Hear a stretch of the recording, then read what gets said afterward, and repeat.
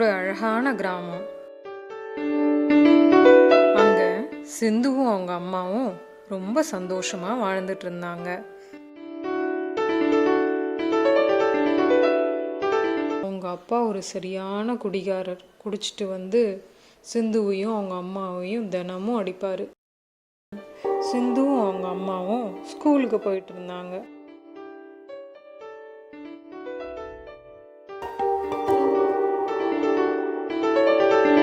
அப்போ எங்கேயோ இருந்து வேகமா ஒரு கார் வந்தது.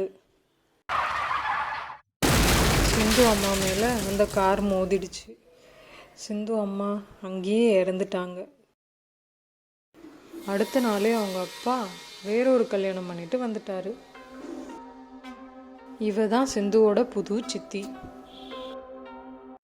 பார்க்கறதுக்கு நல்லவ போல இருந்தாலும் கொஞ்ச நாள்லயே அவளோட உண்மையான முகம் தெரிய ஆரம்பிச்சிடுச்சு. அவ ஒரு சூனியக்காரி. தினமும் சிந்துவை திட்டுறா, அடிக்கவும் செய்யறா. பாவம், இதனால சிந்து தினமும் அழுதுகிட்டே தான் தூங்குவா. அப்படி ஒரு நாள் தூங்கும்போது அவங்க அம்மா கனவுல வந்தாங்க.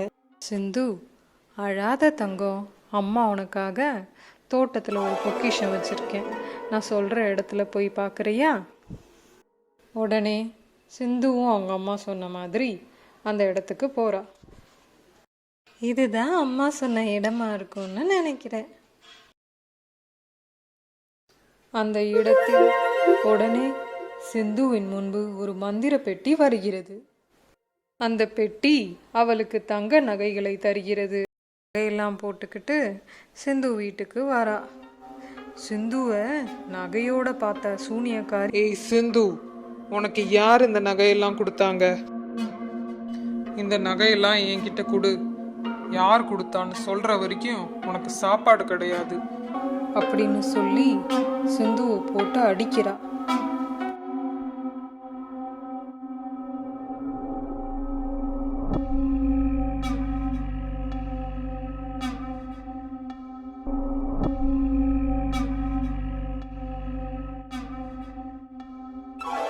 நிறுத்து, உனக்கு எவ்வளோ தைரியம்? என் பொண்ணையே அடிக்கிற சூனியக்காரி, எதுக்காக என் பொண்ணை போட்டு இப்படி அடிக்கிற? அப்படி அவங்க அம்மா ஆவியா வந்து கேக்குறாங்க. ஓ, நீ ஆவியா வந்திருக்கியா? நான் இந்த வீட்டுக்கு வந்ததே அந்த பொக்கிஷத்துக்காக தான். அது எங்க இருக்குன்னு சொன்னா நான் சிந்து எதுவும் செய்ய மாட்டேன். அப்படியா? சரி வா, அந்த பொக்கிஷம் எங்க இருக்குன்னு நான் காட்டுறேன். சிந்து அம்மா சூனியக்காரிய தோட்டத்துக்கு கூட்டிட்டு போறாங்க.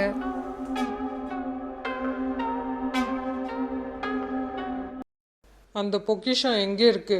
அந்த இடத்த காட்டு. பொக்கிஷமே, வெளியே வா.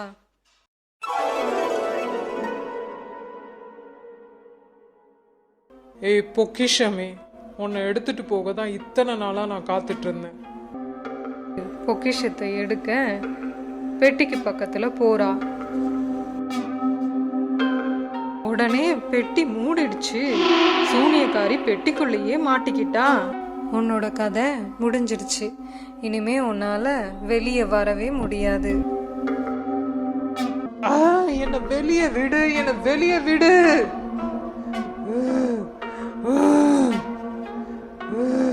அந்த பெட்டி திரும்ப மண்ணுக்குள்ளேயே போயிருச்சு. இனி இந்த சூனியக்காரி திரும்ப வரவே மாட்டா. என் பொண்ணு ரொம்ப சந்தோஷமா இருப்பான்.